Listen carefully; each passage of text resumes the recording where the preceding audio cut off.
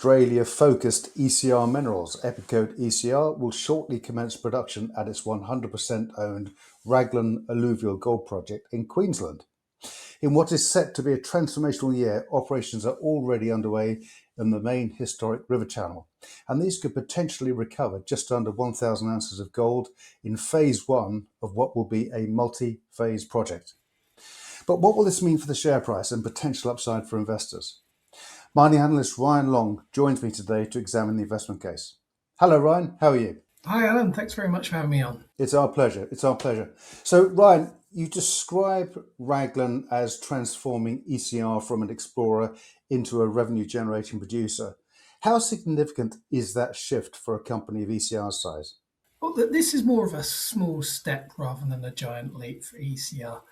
This is going to allow the company to commence generating some cash flow without taking on lots of debt or without blowing out its capital structure. So it's very much a gradual step, and it's going to allow it to generate cash and build that cash flow generation over time in a sustainable manner. Okay, well, your model assumes around 300 ounces of gold per year and roughly $1 million in annual operating profit. What key assumptions underpin that? And also, how sensitive are those assumptions to the gold price or throughput of production? So in that model, we're assuming $5,000 an ounce US. At $4,000 an ounce US, the operating profit is around 600 to 700,000, and around 600,000, it's around 1.5. Throughput is more important for the consistency in production, particularly in these alluvial deposits. So there could be a huge variation on a week-to-week, month-to-month, or even quarter-to-quarter level in alluvial production, which is why we really need to be taking a much longer term view of the production, looking at 6, 12, 18 months. Okay, well, you call Blue Mountain, of course, a step change in production. That was one of the driving factors, I think, in Raglan being so important to the company. But why do you see Blue Mountain as materially larger than Raglan, and also how important is Raglan in de-risking that pathway? Well, Blue Mountain covers a larger area of alluvial gravels. So essentially, there's much more gravels that contain the gold. The grade has also been shown to be higher than what we've seen at Raglan so far. So it's higher grade, it's larger. It's Raglan, we're looking at a 3 to 4 year life of mine, perhaps. At Blue Mountain, we're looking at 10 years and a much higher production level. Raglan is really important because it has all the equipment there, all the machinery there, and it really allows ECR to learn and feel its way into alluvial gold production before committing to the larger project at Blue Mountain. I know I saw a recent interview with the director Chris Gibbs, who said how impressed he was with that mining infrastructure at Raglan, and with the underground cabling and other assets in place, it could potentially serve a much larger operation. Yeah, I definitely think so from what I've seen of that operation.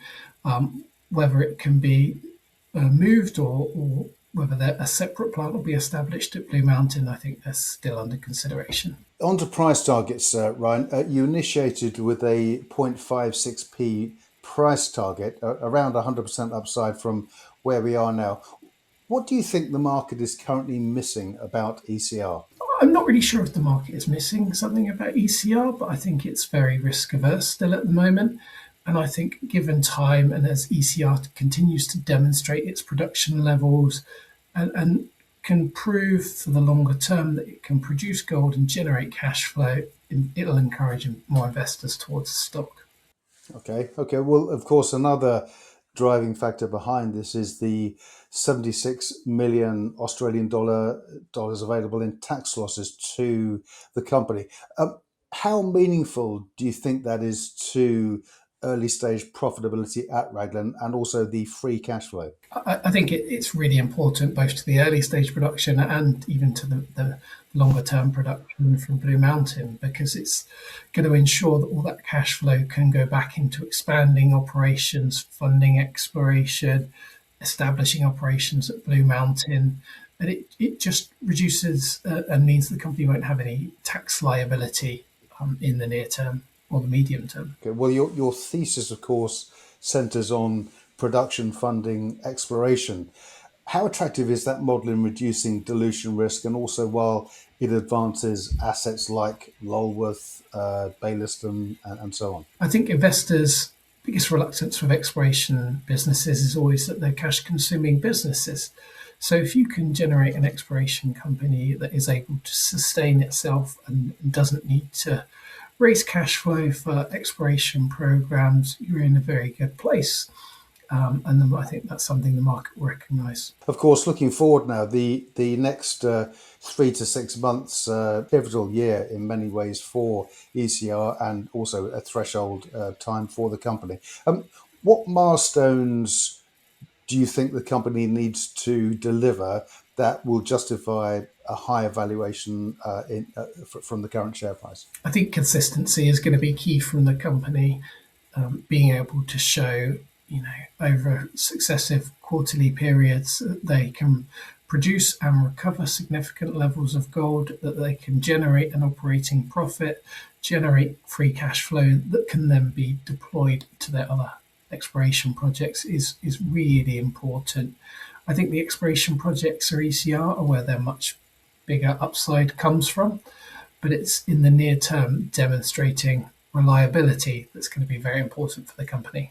Yeah, well, ECR, of course, has come a long way since the management changes in 2023, but 2026 looks set to be the year when the company really does come of age.